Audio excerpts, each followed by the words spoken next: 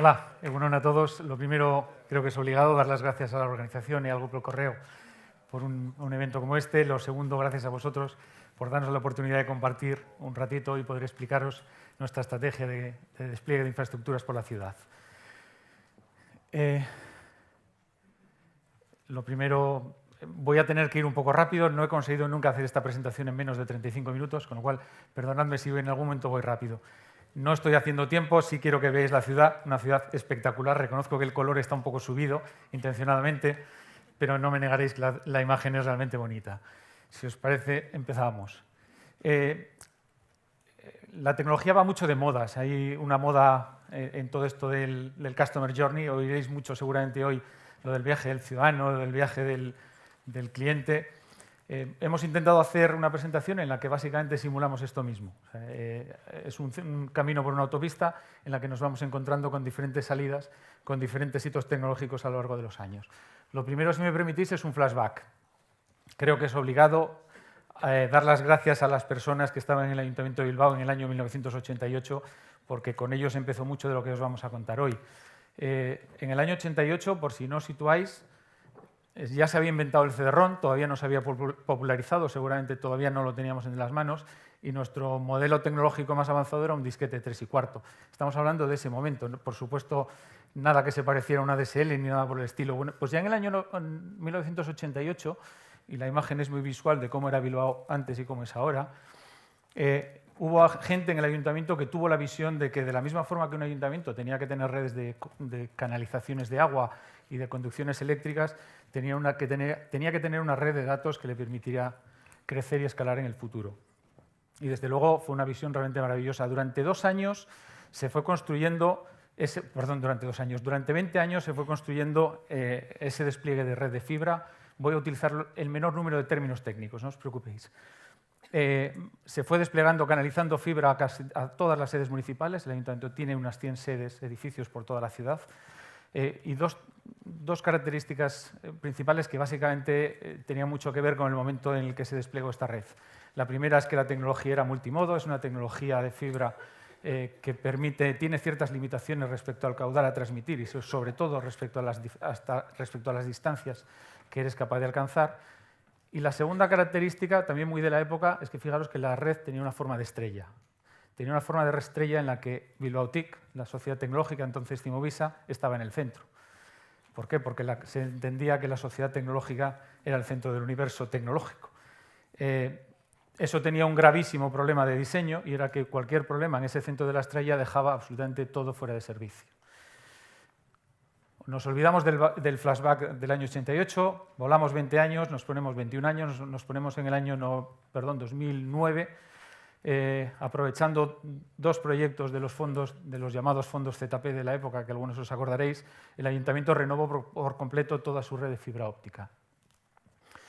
Lo hizo ya con 3 pilares fundamentales. Lo primero, se cambió la tecnología de la fibra, ya no era multimodo, ahora es un monomodo, nos permite alcanzar distancias mucho mayores, de hecho nos permitiría irnos fuera de Bilbao unas 20 veces, técnicamente.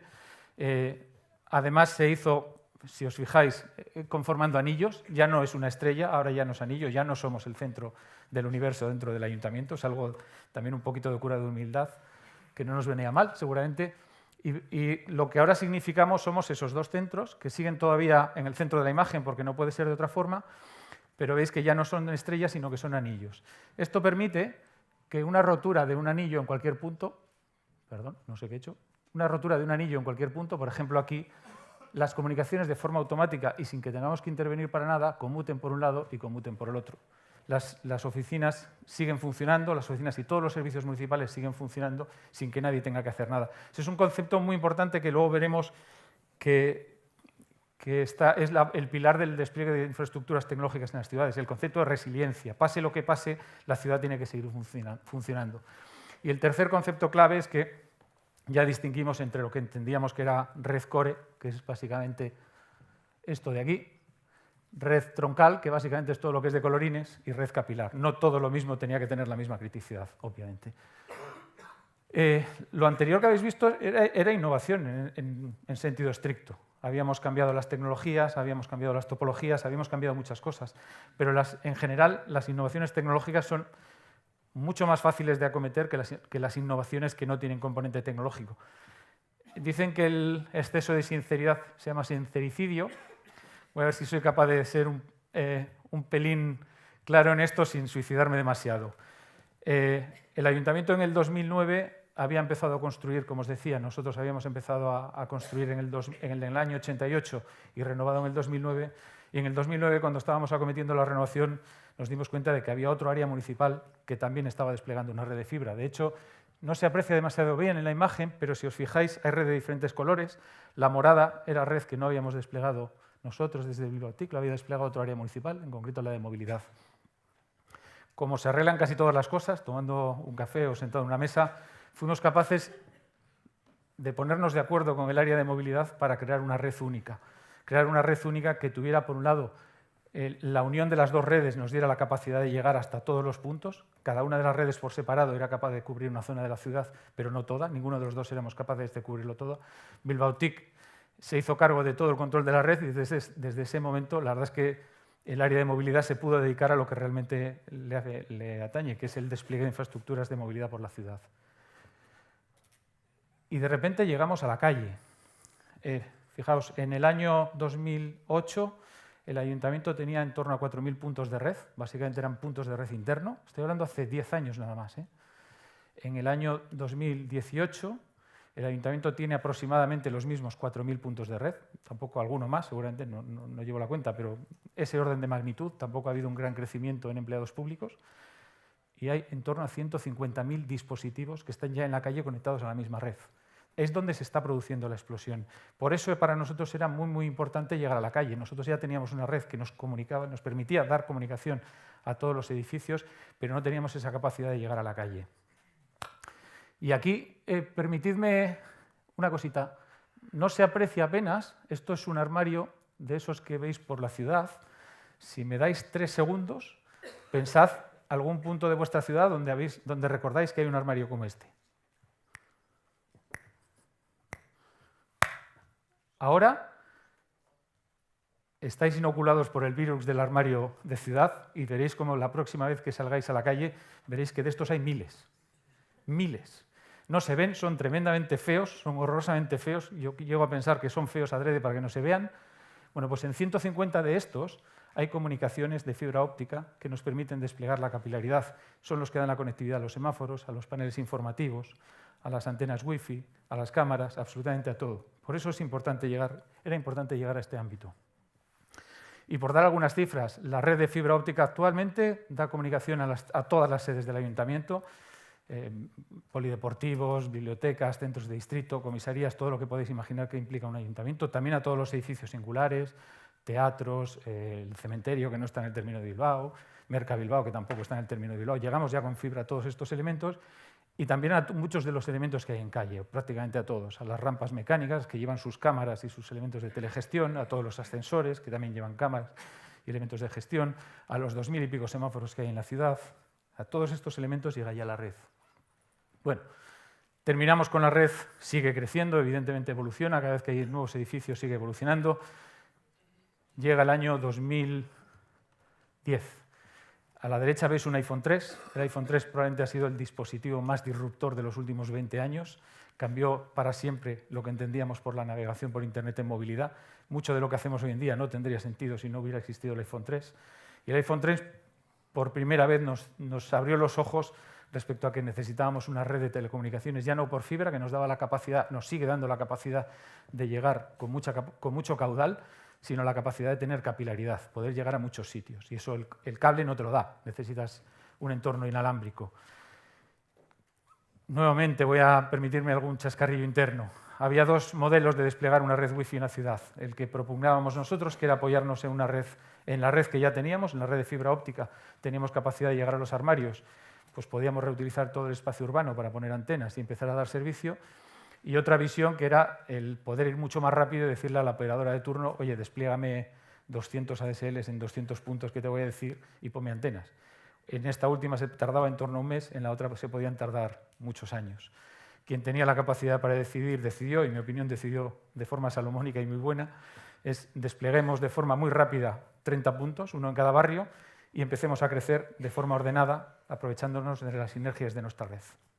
En el 2014 ya todos los edificios de la ciudad tenían cobertura Wi-Fi. Y al mismo tiempo que estábamos dando cobertura Wi-Fi, seguíamos dando cobertura Wi-Fi no solo en edificios, sino también en el resto de calles y plazas de la ciudad. Nos ha permitido ser muy eficientes. ¿Por qué? Porque nos hemos gastado el dinero en aquello que de verdad nos aportaba valor, que era comprar más infraestructura de red. Hemos sido, si me permitís, gorrones del resto de áreas. Reutilizamos farolas, semáforos, mástiles de cámaras, fachadas de edificios públicos, lo reutilizamos todo. No invertimos un solo euro en poner mástiles ni elementos de ciudad donde colocar nuestras antenas. Lo reaprovechamos todo lo que haya en la ciudad. Y eso nos permite, la verdad, llegar a un nivel de eficiencia bastante importante. ¿Y cómo hemos definido nuestra red Wi-Fi? Yo creo que esto es un elemento diferencial de Bilbao y de la seña de identidad de esta red. Pensamos, bueno, ¿cómo lo haría Google? ¿Cómo lo haría uno de estos gigantes digitales? Pues yo creo que lo haría de dos formas. Básicamente yo creo que como los ciudadanos quieren, que es como lo hacen los que hacen buenos productos digitales. Y lo harían de una forma gratuita. Sí que es verdad, me vais a decir, Google lo hace gratuito porque el producto eres tú, y es cierto, no es nuestro modelo, nosotros lo hacemos gratuito de verdad, luego os lo explicaré, pero lo haría sobre todo de forma sencilla. Una red Wi-Fi en la que lo primero que ocurre es que te pide un usuario y una clave, y además te digo que para tener ese usuario y una clave te tienes que presentar en una oficina municipal, que ya te lo doy, y si se te olvida la clave vuelves a la oficina municipal, que también te lo doy, pues seguramente conseguiríamos un volumen de usuarios muy pequeño. Nuestro modelo fue mucho más simple. ¿Qué pedimos? Nada. Y nada quiere decir nada. Si pensáis en las redes Wi-Fi de otras ciudades o de los hoteles o de cantidad de sitios, sabéis que os piden de alguna forma algún identificador. Nosotros no pedimos nada, no te llevamos a ningún lado. Y una vez que te conectas, tampoco te redirigimos a una página de publicidad diciendo lo bien que hacemos nuestro trabajo. Conectas y navega donde te dé la gana. Nosotros no molestamos en absoluto. Eso nos ha permitido llegar a los 120.000 usuarios únicos al día. Es decir, hay 120.000 dispositivos todos los días que se conectan. Y no me refiero a que un dispositivo se conecte 6 veces. Da igual si se conecta 6 o 100.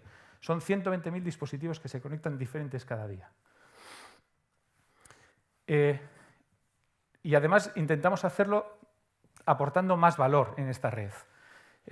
Percibimos que había una red universitaria, EduRoam, no sé si alguno lo conocéis de vuestra etapa universitaria, yo no la conocí en la mía.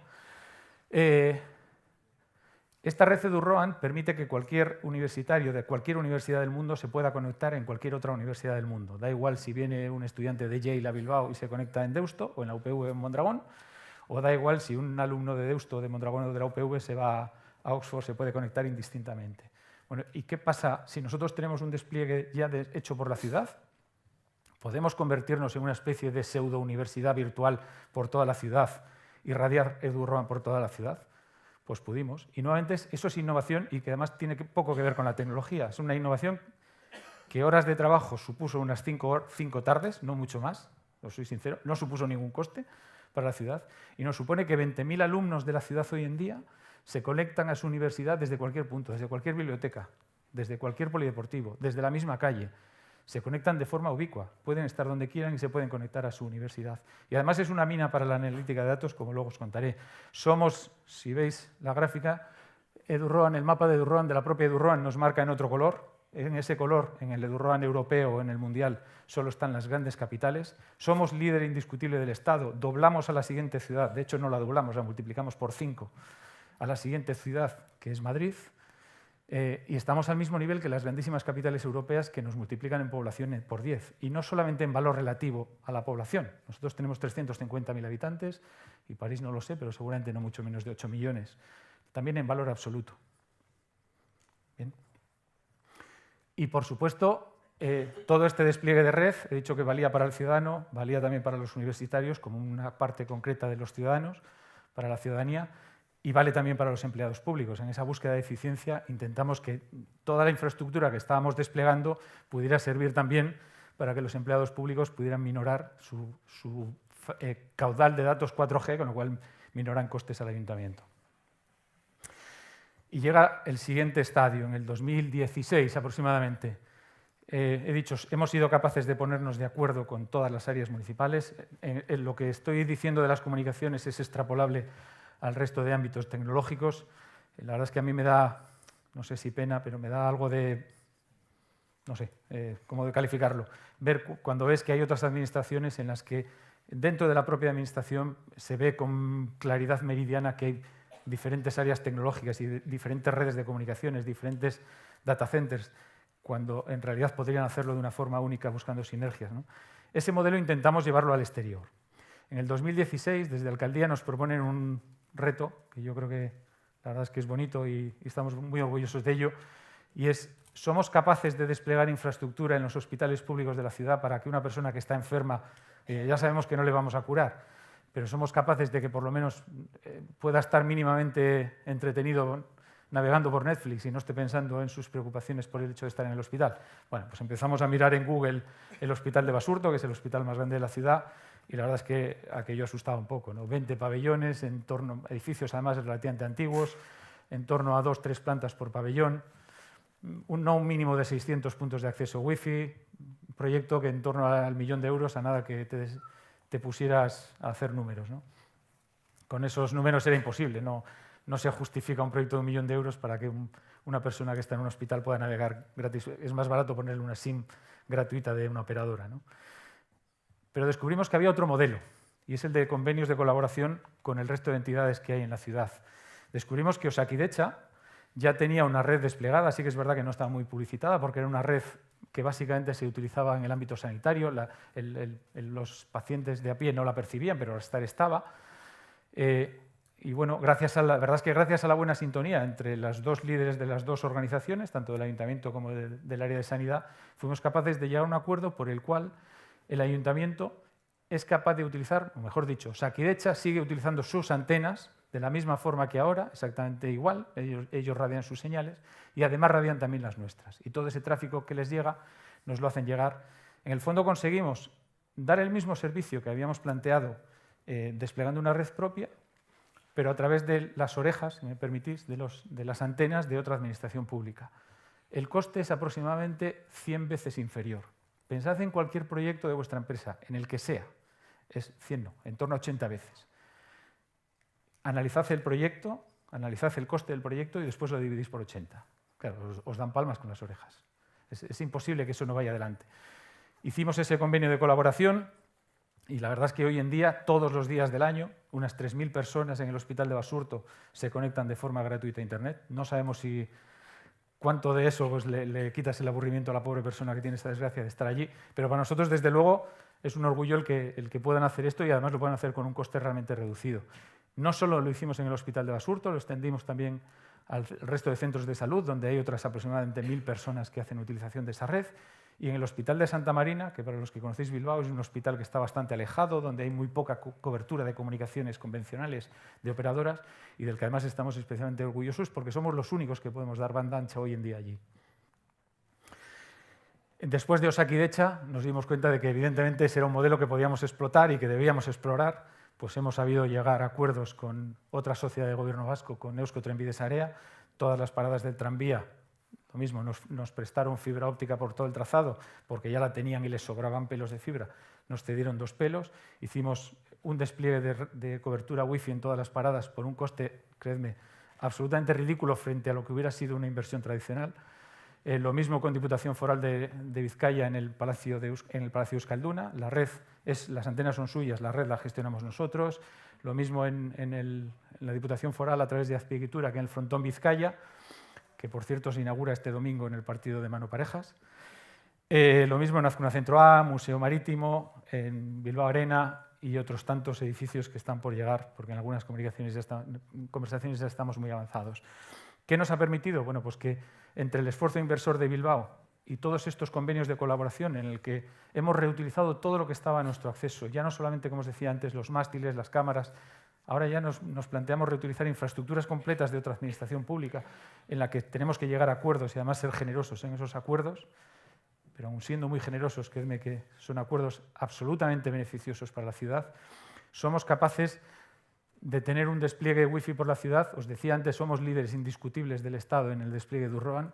Tenemos la red urbana más grande del mundo, y no es una bilbainada, que también, la red urbana más grande del mundo en términos de usuarios únicos diarios, en términos absolutos y relativos.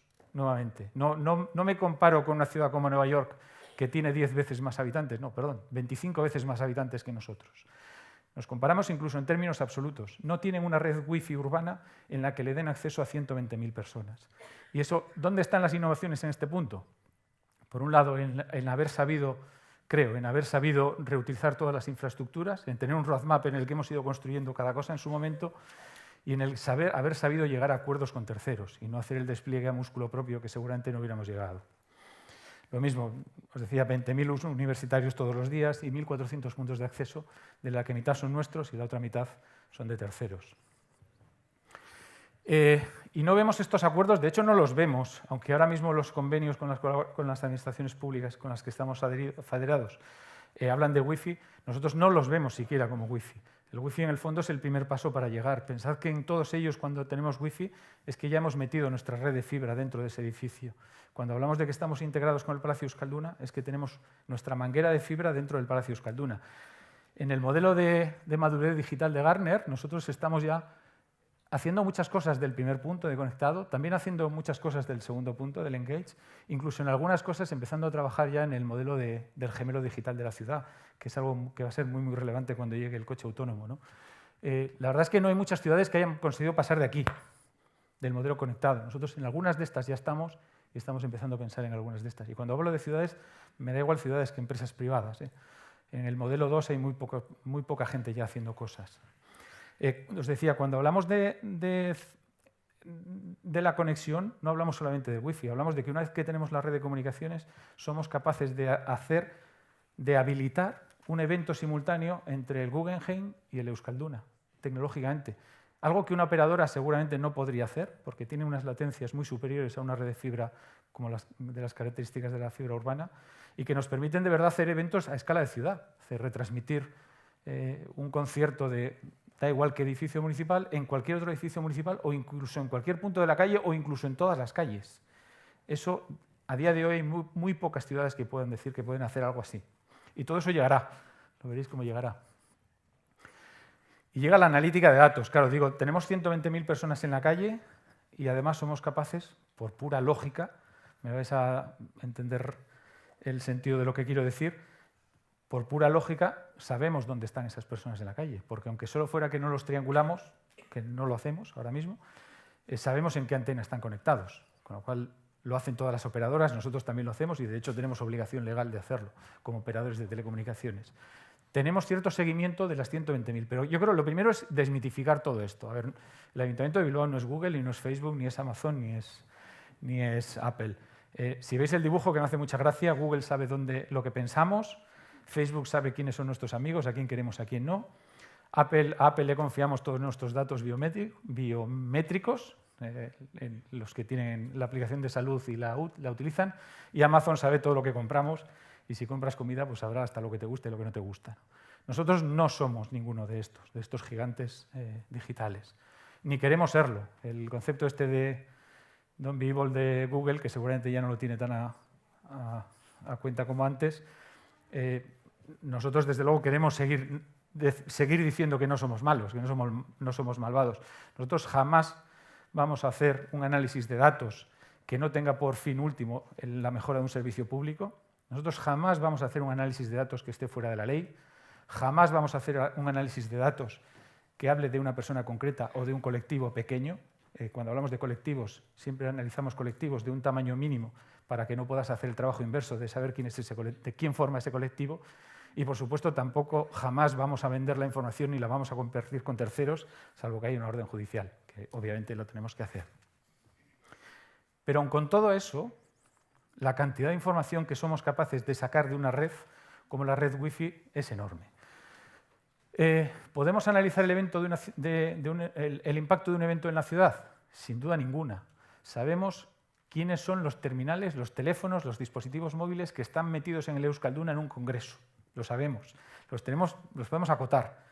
Podemos saber si ese terminal llegó a la ciudad hoy, ayer o anteayer, y si se va hoy, mañana o pasado. Luego somos capaces de, por ejemplo, medir el impacto, porque sabemos cuántas noches de hotel ha estado. ¿Somos capaces de inferir en qué hotel está? Tenemos analíticas que son capaces de saber por dónde se ha movido.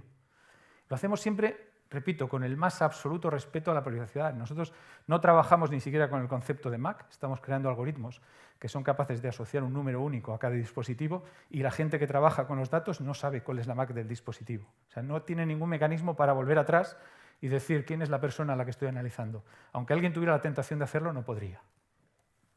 ¿Podemos analizar el impacto de la movilidad urbana? Sin duda. Sabemos quién es. Podemos analizar la multimodalidad de una forma exquisita. Sabemos quién se ha montado en el tranvía. De hecho, tenemos un algoritmo que nos permite saber quién viaja en el tranvía y cuáles son los viajes que existen en el tranvía, que ni siquiera tiene la propia compañía de tranvía, que lo vamos a compartir con ellos, porque ellos saben cuándo te subes, pero no cuándo te bajas. Nosotros sí sabemos cuándo se baja. Podemos analizar quién va en el tranvía, después quién va andando, quién monta en una bici eléctrica y después quién coge el autobús o el metro. Todo eso, y por eso queremos llegar a tantos convenios, además, con tantas administraciones, porque más convenios implica más datos para poder trabajar. De los turistas podemos saber distinguirles por nacionalidad, porque sabemos el idioma en el que tiene configurado su navegador, nos lo dice su propio navegador cuando navega. Podemos saber el lugar de donde viene, el origen de la precedencia, porque el idioma del navegador nos lo da con mucha precisión. Sabemos qué le gusta, qué no le gusta. Estamos trabajando en algoritmos que nos permitan incluso segmentar por países de origen si dedican más tiempo a una cosa u otra dentro de la ciudad. ¿Bien? ¿Somos capaces de medir el ocio? Pues sin duda. Podemos medir la carga de utilización de un parque público, de una biblioteca, de un polideportivo. Incluso podríamos decir, por poder, podríamos sacar la analítica de si las personas de un determinado barrio hacen más deporte que las de otro, porque los datos los tenemos, sabemos quiénes van al polideportivo, con perdón lo de quiénes, que no sabemos cuáles son los dispositivos que van al polideportivo, no tenemos vuelta atrás.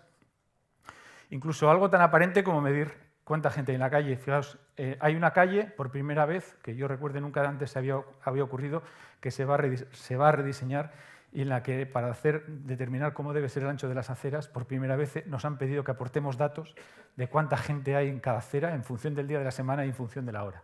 Eso ha ocurrido y estamos trabajando ya en ello. ¿Para qué queremos todo esto? Pues básicamente para medir, para contrastar con datos cosas que muchas veces son intuiciones. Los que conocéis Bilbao sabéis que los domingos hay mucha menos gente, eso es una intuición, seguramente no tenéis un dato objetivo que lo permita medir, pues aquí tenéis el domingo y aquí tenéis el viernes. La gente por la calle va subiendo de lunes a viernes, el sábado se desploma un poco y el domingo se va hasta abajo del todo. Luego, esa percepción, ahora tenemos la capacidad analítica y además sabemos cómo influye, por ejemplo, cómo influye el frío, cómo influye la lluvia, cómo influyen todos esos factores. Y otra analítica, que la verdad es que me produce bastante... me genera ilusión. Este día de aquí es el 10 de febrero, partido del Atleti contra el Barcelona, masculino. Bien, este de aquí. Ahí veis cómo afecta un partido del Atleti a la ciudad. ¿Lo veis? ¿Vale? Este otro día de aquí es el 30 de enero, partido del Atleti femenino contra el Atlético de Madrid en la Copa del Rey. No se aprecia demasiado bien, creedme que aquí había más gente en la ciudad. Movilizó más gente. Sí que es cierto que este dato tiene un cierto sesgo de edad. El día del partido de las chicas, la gente en San Mamés probablemente era más joven que el día del partido de los chicos. Y la gente más joven tiene más propensión a conectarse en la red. Pero aun con todo, el día de las chicas, nuestras analíticas dicen que había más gente en la ciudad. Movilizó más gente que el partido del Barcelona contra el Atleti. O sea, no estamos midiendo contra un partido menor. ¿Para qué queremos? En el fondo, para poder llegar a generar mapas como este que nos dan la utilización, la carga de la ciudad, de cómo se está comportando la ciudad en función de diferentes factores. Y voy a correr porque me queda un minuto, perdonad. Y todo esto no solo lo queremos medir para poder actuar, lo queremos también para poder compartir. Estamos trabajando en una nueva versión de nuestro portal GBilbao, que a diferencia de los portales Open Data tradicionales, que están más orientados a cumplir lo que dice la norma Open Data, el nuestro está orientado a que sea consumible y vamos a publicar mucha de toda esta información de forma abierta para que se pueda consumir tanto por la ciudadanía como por todos los agentes económicos y sociales que están en la ciudad.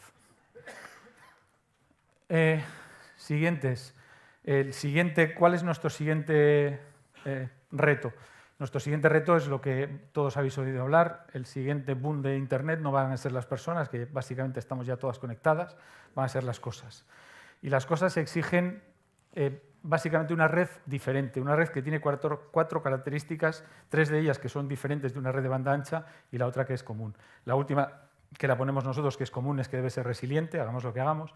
Y las 3 primeras es que debe ser una red de banda estrecha. Tenemos que tener la capacidad de conectar cosas que transmiten muy poquita información, que además muchas de esas cosas están conectadas con pilas, con baterías, no con electricidad, de ahí que tengan que transmitir muy poca información. Si transmitiesen mucha, agotarían la batería en pocas horas y tienen que durar semanas o meses. Y la tercera característica es que tiene que ser una red que permita la conectividad masiva. O sea, tiene que ser una red que permita, ya no estamos hablando de las 120.000 personas. Fijaos los datos que hay abajo. Solamente farolas, que es un elemento que previsiblemente se va a conectar a la red, uno de los que seguramente primero se va a conectar a una red IP, de forma que una farola no siempre esté dando luz, que solamente dé luz cuando tenga que dar luz, o que dé luz en función de que un semáforo se ponga en verde o en rojo para que se ilumine más un paso de cebra, con lo cual tienes que tener ya todo conectado. Pues Bilbao tiene, fijaos, os decía, 44.300 farolas, 6.500 contenedores, bueno, lo veis, más 800 policías, por cierto, que también llevan red de comunicaciones muy potente. Y además tenemos que ser capaces de darnos conectividad con banda ancha de una forma razonable para nuestros autobuses, donde queremos desplegar un nuevo modelo digital. Trabajamos, voy a correr ahora ya mucho, trabajamos con otras administraciones públicas para intentar ordenar el futuro despliegue del 5G, con otras administraciones públicas y con las operadoras. Y nuestro objetivo en el fondo con el IoT no es desplegar por desplegar sensores, es desplegar cuando tenemos opción de medir en tiempo real. Si no podemos medir en tiempo real, ¿para qué monitorizar en tiempo real? Quiero decir, si monitorizo en tiempo real es porque voy a hacer algo con el dato también en tiempo real. Si el dato lo quiero en tiempo real para que luego una persona llegue al día siguiente a las 8 de la mañana y mire los datos de ayer y actúe, para eso no necesitamos tiempo real, para eso necesitamos otro tipo de analíticas. Bien.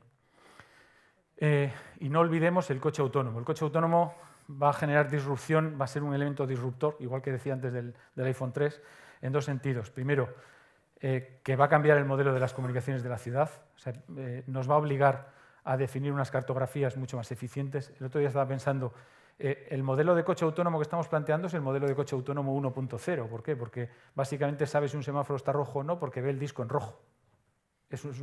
Conceptualmente es una estupidez. El coche autónomo ya sabe que existe un semáforo, aunque el semáforo físicamente no exista. Si existe una cartografía digital, hablaba antes del gemelo digital de la ciudad, si somos capaces de tener un gemelo digital de la ciudad que diga que ahí hay un semáforo, no hace falta poner el semáforo físicamente, el semáforo ya existe virtualmente. Y lo mismo con todas las señales de tráfico. O sea, va a ser un elemento realmente disruptor por esto y por más razones. Y segundo, porque hay un elemento además de ética digital. Lo voy a resumir de forma muy rápida. Un programador del cacharrito este de Rumba, del que barre las casas, tiene más o menos el mismo, un programador, tiene más o menos el mismo poder que Dios, porque él es capaz de decidir si un pequeño animal que está en el suelo vive o muere.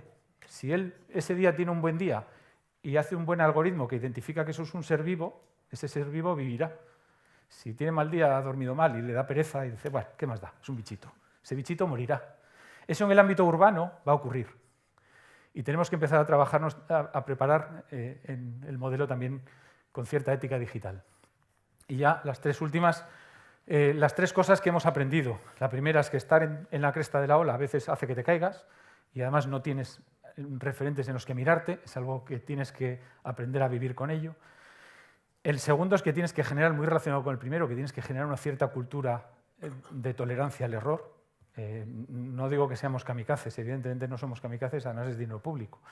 Pero sí somos conscientes de que a veces nos podemos equivocar. Intentemos minimizar los riesgos, pero no tengamos miedo al error. Y la tercera es que la innovación llama a la innovación, esa es nuestra percepción. Cada vez que hemos hecho proyectos innovadores, se nos ha acercado gente a contarnos cosas incluso más innovadoras que la que habíamos propuesto nosotros. O sea, la gente huele la innovación, con lo cual, sentiros, innovad en el equipo, aunque sean pequeñitos, porque eso genera mucha más innovación. Somos conscientes de dónde estamos, la tecnología es una parte muy pequeñita dentro de la estrategia de una empresa, es una parte muy relevante pero muy pequeñita, también está la cultura de la empresa y no hay 2 empresas con la misma cultura, están las capacidades del negocio, evidentemente no hay 2 iguales. A veces nos tocará ser habilitadores, a veces nos tocará ser incentivadores, tenemos que estar ahí, tener la suficiente humildad para saber cuál es nuestro sitio, pero también el suficiente bilbaínismo para ser capaces de proponer cosas que de verdad tengan, que sean disruptivas. Y la última, no hay más, permitidme que termine con 4 gráficos. El primero es el de la proyección de la ONU, este de aquí, proyección de la ONU sobre la población mundial. La proyección, la verdad es que como os podéis imaginar, dice que vamos a seguir aumentando el número de personas en el planeta. En torno al 2030 seremos 8.500 millones de personas, son 15% más que hace 15 años. La segunda noticia es que además nos gusta vivir en las ciudades, lejos de la quimera aquella de la aldea digital, de que nos íbamos a ir al campo bucólico porque las comunicaciones nos lo iban a permitir, pues todo lo contrario, la gente se va a las ciudades. Estamos ahora aproximadamente en el 73%, hablo de Europa, aproximadamente en el 2050 casi el 85% de las personas viviremos en ciudades, es decir, vamos a ser más personas y además vamos a vivir más en las ciudades. Y la tercera gráfica, esta de aquí, nos habla de cómo va a impactar en concreto la inteligencia artificial, pero ya ni siquiera la inteligencia artificial, yo lo ampliaría a las nuevas tecnologías. El 2019 se supone, en la proyección, y estas de Gartner, las proyecciones de Gartner casi siempre aciertan en el contenido, a veces no tanto en los plazos. Con lo cual, si no es verdad el 2019, pues desplazar la curva razonablemente unos años a la derecha, pero seguramente acabará siendo cierta.